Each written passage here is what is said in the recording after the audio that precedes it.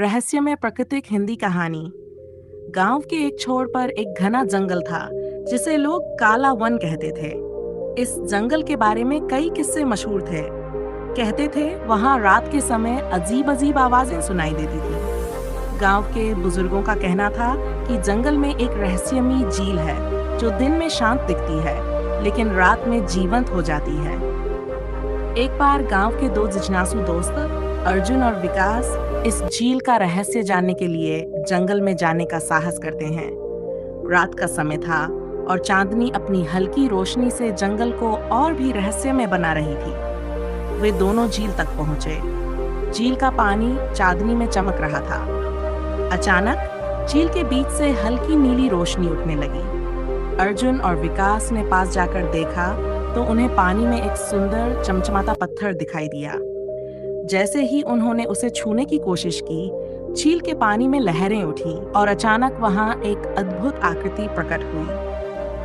वह आकृति एक दिव्य महिला की थी जो बहुत ही सौम्य और शांत दिख रही थी। उसने कहा, मैं इस झील की रक्षक हूँ। जो इस पत्थर को पाने की कोशिश करता है वह यहाँ फंस जाता है, लेकिन तुम दोनों के इरादे नेक हैं।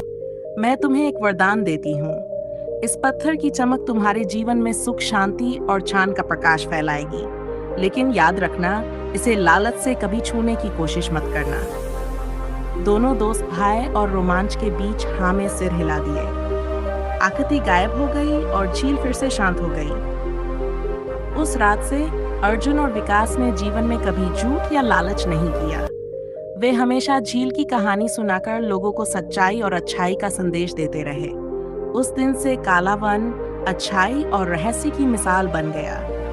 गांव वाले वहां जाने से अब डरते नहीं, बल्कि उसके सौंदर्य और रहस्यमय आकर्षण का आनंद लेते हैं।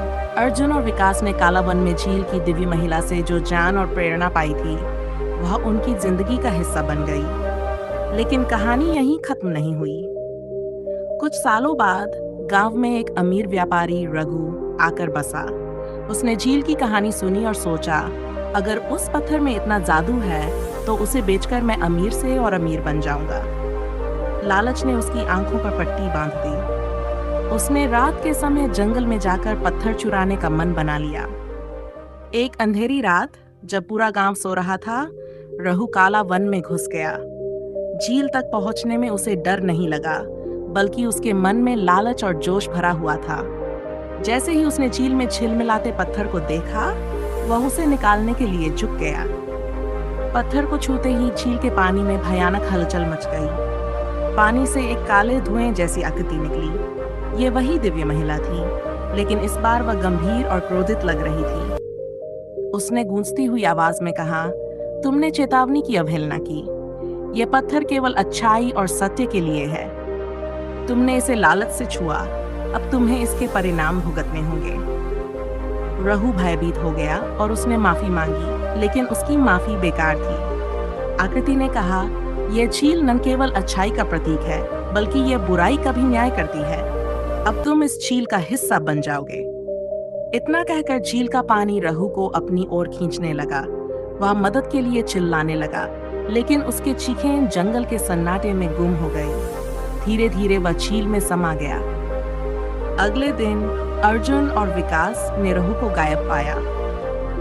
वे झील के पास पहुंचे तो देखा कि झील का पानी पहले से भी शांत और चमकदार हो गया है। उन्होंने समझ लिया कि झील ने एक और सबक दिया है। गांव के लोग अब इस कहानी को याद रखते हुए झील का सम्मान करते हैं। अर्जुन और विकास ने एक बार फिर गांव में यह संदेश फैलाया कि लालच और बुराई का अंत हमेशा बुरा होता है। झील अब भी वही है, अपने भीतर अच्छाई और बुराई का न्याय करने की शक्ति समेटे।